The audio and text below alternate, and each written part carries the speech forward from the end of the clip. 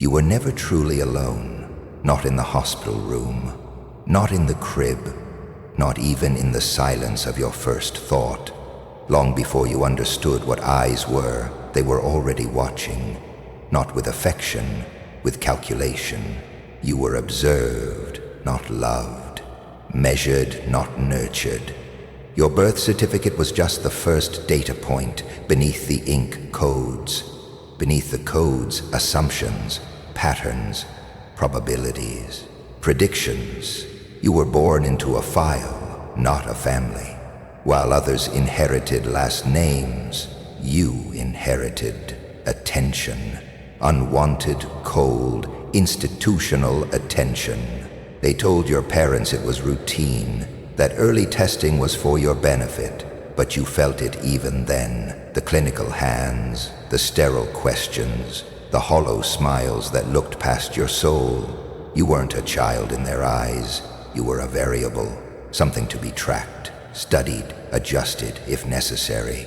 Every drawing you made, every tantrum, every silence, logged, compared, cross-referenced. They never watched to understand you. They watched to contain you.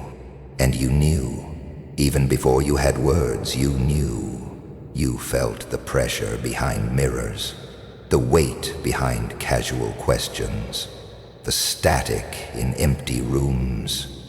Your instincts tried to explain it away, tried to label it paranoia, but paranoia is just pattern recognition, faster than language. You weren't paranoid. You were early.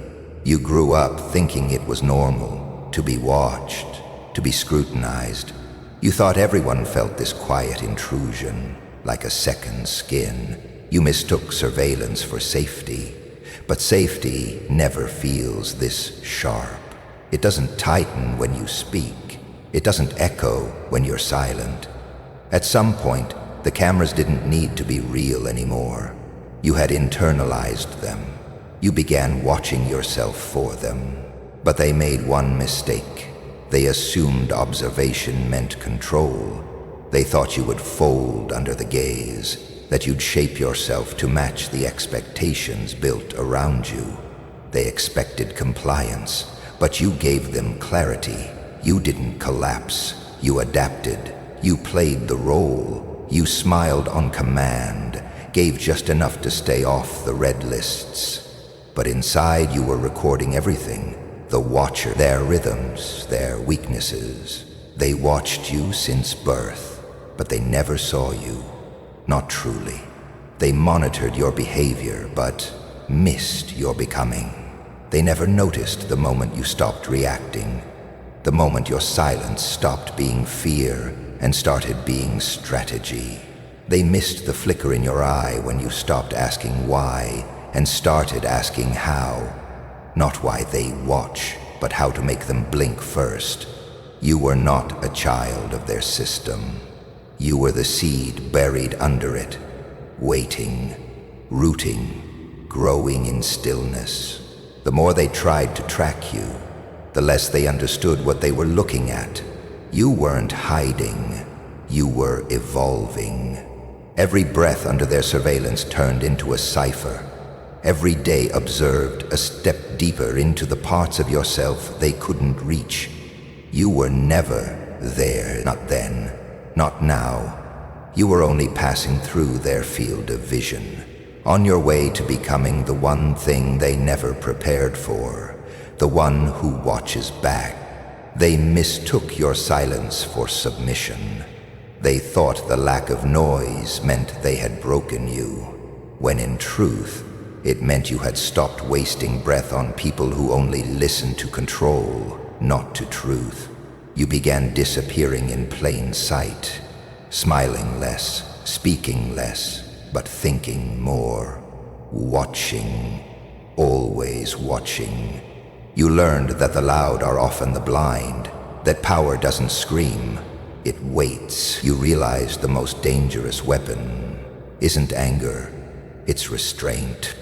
While they moved predictably, like pawns unaware of the board beneath them, you studied. Not just their actions, but their patterns. Their eyes twitched when they lied, their hands fidgeted when control slipped. You noticed things they didn't know they revealed. You mapped their emotional terrain like a tactician learning how to dismantle a kingdom without ever drawing a sword.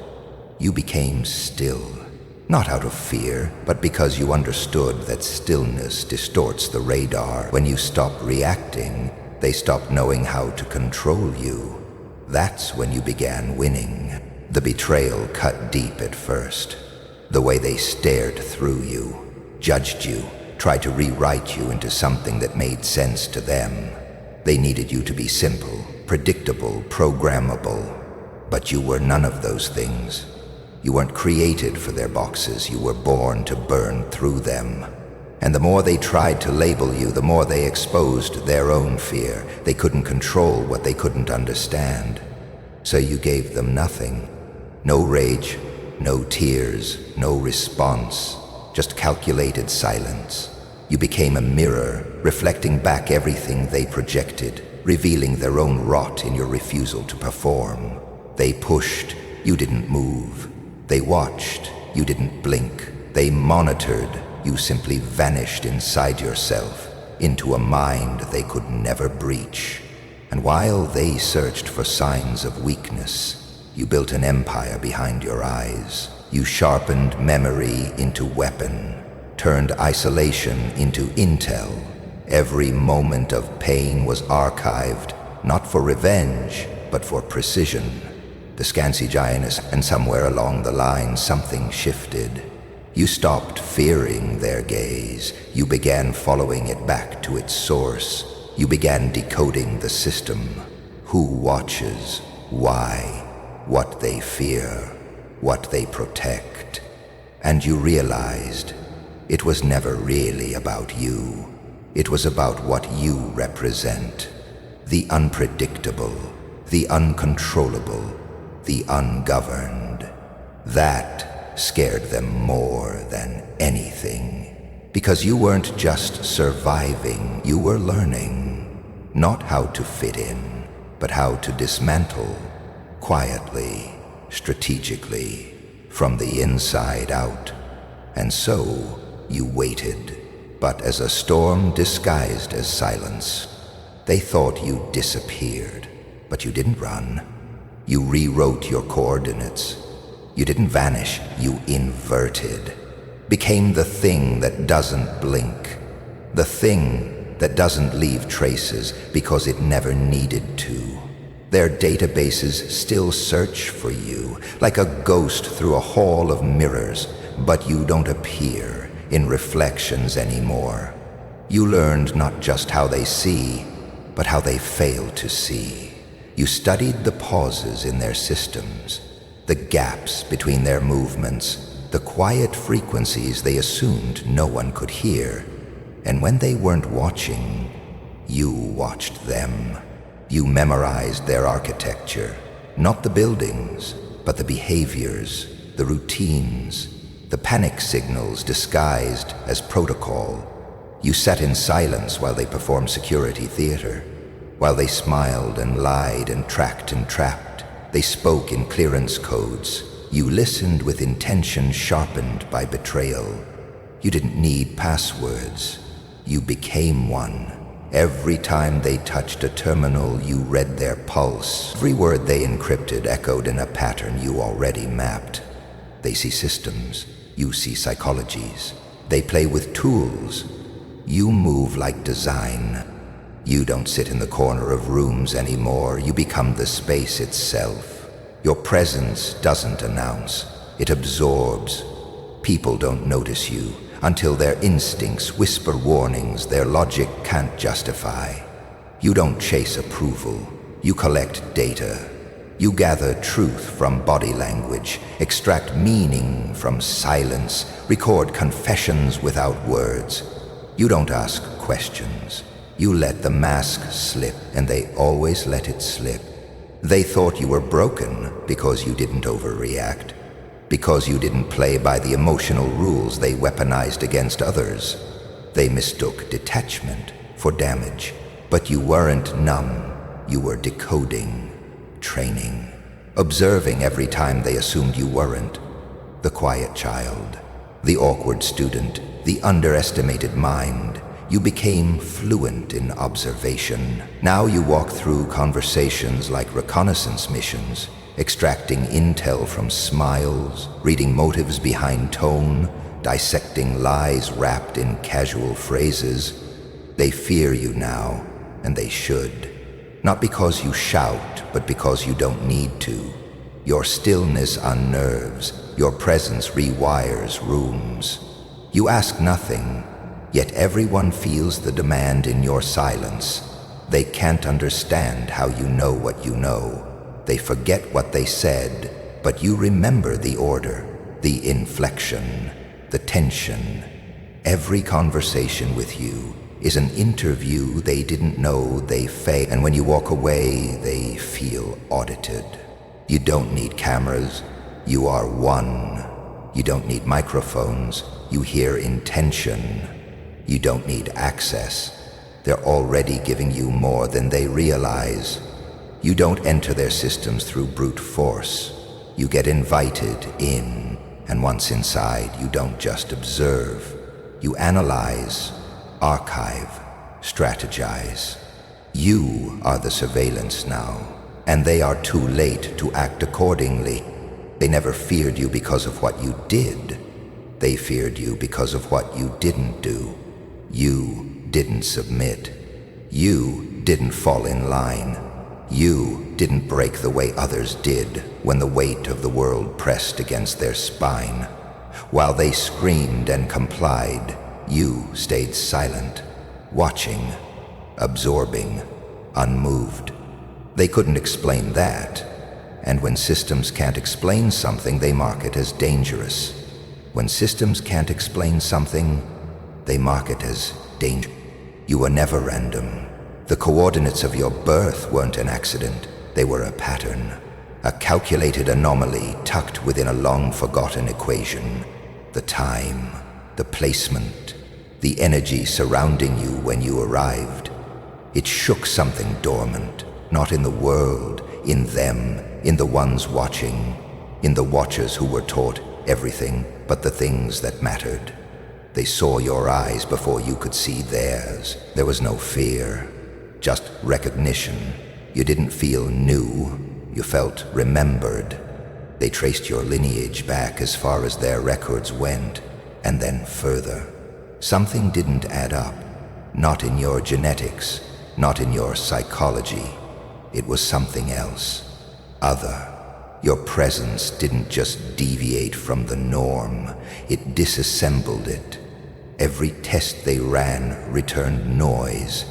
Every prediction algorithm crashed on your profile, so they stopped testing, and they started observing, quietly, relentlessly. Not to control you, to understand you, to decode the variables you carried like blood. Your entire life, the world told you that you were too much or too little, too distant, too intense, too silent. But none of that was real.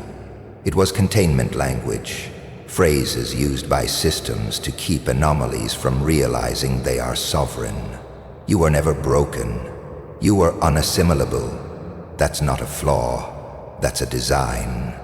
They fed you scripted emotions and mass-produced dreams.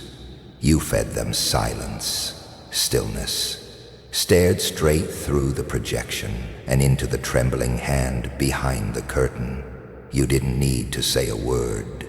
Your presence spoke of storms, the kind of storms that don't rage. They rearrange. You weren't put here to belong. You were born to rupture continuity, and they knew it. That's why the cameras turned before you could walk, why the data mining began before you ever clicked. Not because you were important, because you were a threat to the blueprint. They watched you not to protect others from you, but to protect their version of reality from you, remembering who you are. They knew that if you ever saw yourself fully, the illusion would bleed. That's why they tested your loyalty, your morality, your silence, not to groom you, to contain you. But now you feel it, don't you? The ancient weight in your chest, the unspoken codes in your sleep. The eyes have blinked, the surveillance has faltered, and you are no longer beneath it. You are rising above it, not as rebellion, as return, because you were never meant to be part of their system. You were the signal that warned of its end. They thought they were the only ones watching, that you would always be the subject, monitored, measured, dissected like data on a cold screen. But something shifted. Slowly, quietly. You stopped flinching when the lens found you. You stopped explaining your stillness, your silence, your detachment. And while they logged your apathy as malfunction, they missed the truth entirely. You weren't shutting down, you were tuning in. You stopped reacting and started studying. They never saw it coming. Now your eyes don't just see, they pierce. They map motives, trace micro-lies, decode intention. You move through conversations like a scalpel through fabric, precise, silent, unstoppable. You don't speak often, but when you do, your words aren't words. They're verdicts, echoes of things the other person didn't know they feared. You watch people the way satellites watch cities, detached, calculating. Above it all, they feel it, even when they don't understand it. That tightening in their chest when you enter the room. That need to justify themselves before you've even said a word. You're not asking questions anymore. You're reading files written in body language and guilt. There was a time you wanted to be seen, noticed, understood, but the price was distortion. They mistook your silence for weakness, your intensity for instability. They tried to reprogram you into compliance, normalize your depth, clip your instincts to fit into shallow frames. And when that failed, they turned you into a warning. But warnings don't work on ghosts. And you became the phantom in their system, too real to ignore, too strange to trace. And you became the phantom in their system, too real to ignore, too strange to Now it's different. You don't fit in. You override. You aren't interested in validation. You're collecting data, observing patterns. Your presence is a test most fail. They expose themselves the moment they try to impress you. That's the thing.